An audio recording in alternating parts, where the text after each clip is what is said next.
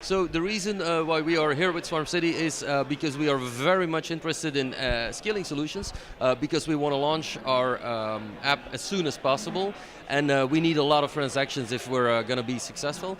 And so yeah, we're constantly on the lookout for solutions to scale Ethereum so it can handle our potential future traffic. Yeah, so we're looking into solutions where we can sort of reuse most of our the parts of our application. So therefore we're looking at sidechaining. So we're trying to build a bridge, or we have built a prototype of a bridge that bridges our swarmcity token, which is an ERC20 token, to an ERC777 token, which is launching in a few hours now. That's what we've built, and we're going to try to use that to move our dApp over to a sidechain and use the scalability over there, because we imagine that even if our project is successful enough, it wouldn't clog the sidechain.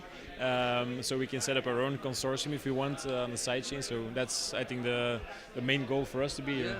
And I think also SwarmCity, we tend to kind of collaborate or inspire each other, like with Givit and SwarmCity. And yeah, because you guys really took the lead in finding scaling solutions and bringing all these people together. Yeah, we really had to be here, right? To add any value, or to just, even if it's just like a moral support for you guys. Yeah.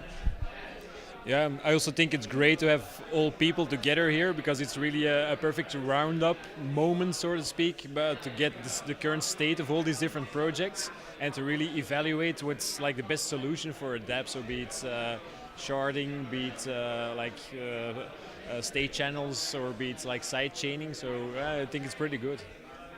So what would you say, independent of what you actually plan on implementing, what was the thing that you thought was the most interesting or you learned the most about? Yeah, for me that would definitely be the TrueBit solution. It's so elegant what they've come up with. So I think that has a lot of potential, because I think there's even a possibility to like sort of run state channels inside of that those TrueBit WASM assembly. So I think it's a very good idea to do it like that.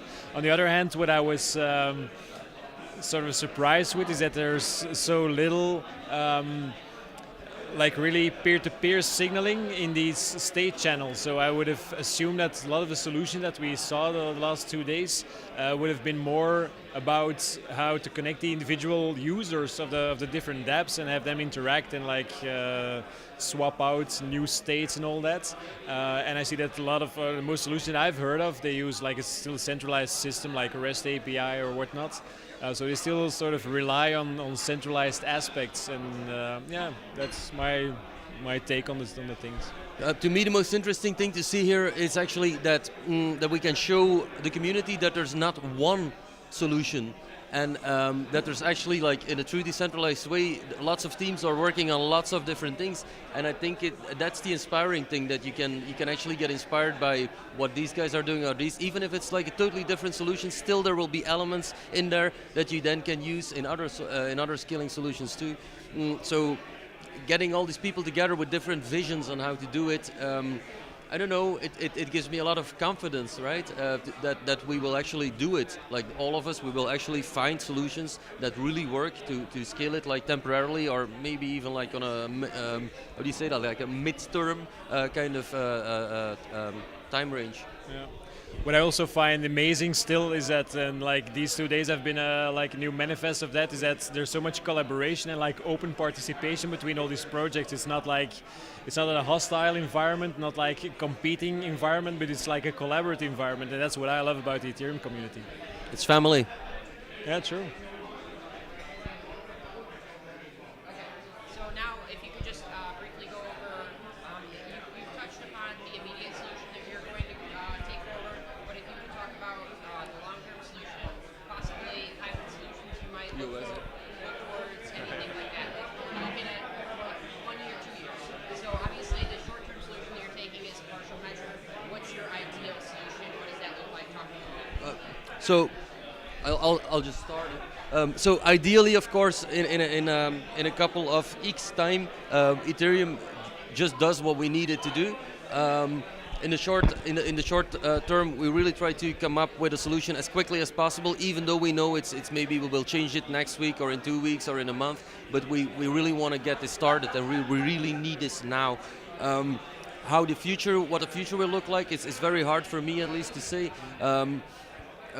Yeah, hopefully Ethereum will scale, but I can also see a future where like sidechaining will become sort of a new paradigm, and where the mainnet will become a sort of a vault, like where you store the real value.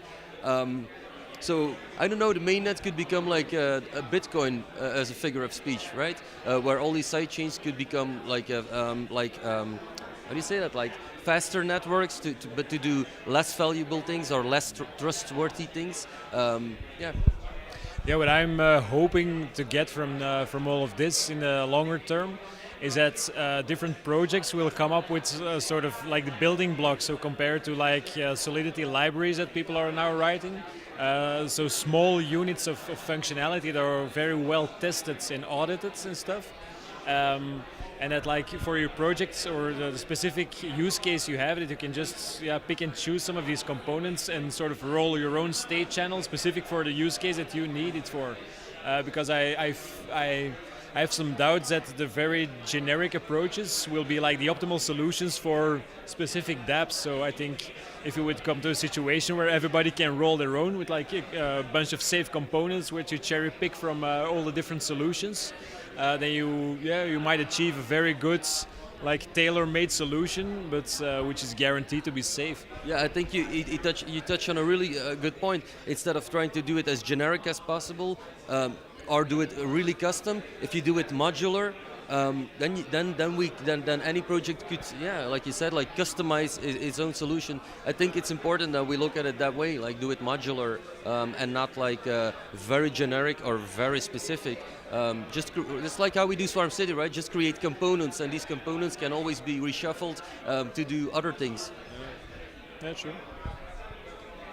So you touched briefly just a minute ago on the idea of basically turning mainnet into a vault and then letting it work in a similar way to Bitcoin. Yeah. What are your thoughts on bridging RSK to Ethereum mainnet? RSK? Yeah, so you have a direct path from Bitcoin. RSK is not safe anymore, right? Is RSK still safe? What do you mean? What do you mean exactly? Rootstock the. Oh, I'm sorry. I thought you were talking about the encryption thing. Yeah. Sponnet. That's really way too technical for me. Yeah, you came up with the idea, so now I should. Well, what idea? You have like that's Ethereum with like the vault, and then. Yeah. Yeah, no, I just meant that as like I'm always talking conceptually, right? I don't mean literally like it should behave like Bitcoin or anything. Okay. Okay. Okay, so next question. Could you just talk about how you thought the organization of the event was, how you think that is compared to more closer things to conferences, what you liked about that, what you didn't like about that? Yeah, definitely. What events like this should happen in the future? Just add us something Sure. all this today. Yeah. So the amazing thing is to me that it's not a conference, right? But it's also not a gathering of friends. It's something in between, and very organically it grew into what you would call like a mini conference, or a summit is probably the best word. But even then, a summit sounds so officially. To me, it just feels like, hey guys, why don't we all meet in Barcelona and talk about this subject? We'll figure out all the rest. So, but it feels like very self-organized to me, but I know there are like many people that are actually working on this thing and have organized it. But still, it still feels like very free and very, I can do whatever I want here and work on whatever I want. So I just love it. The food and the drinks are just phenomenal. I mean, I feel like we were working here and we got fed all the, like every moment I'm looking next to my computer, there's like I don't know, croquetas, and then there's like sausages, and it's amazing.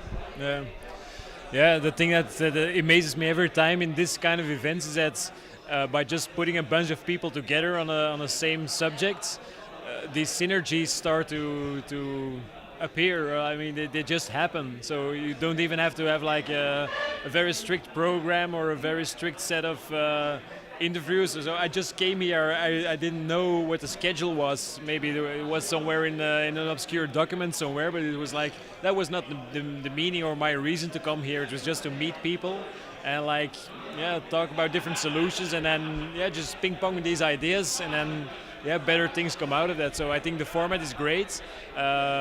Probably not all conferences should have this format, but I think also the sort of the pragmatism. So there's like there's a problem. Let's just take an initiative to bring some people together and to debate about the problem and try to find solutions. I think that's a very pragmatic approach to solving a problem. Yeah.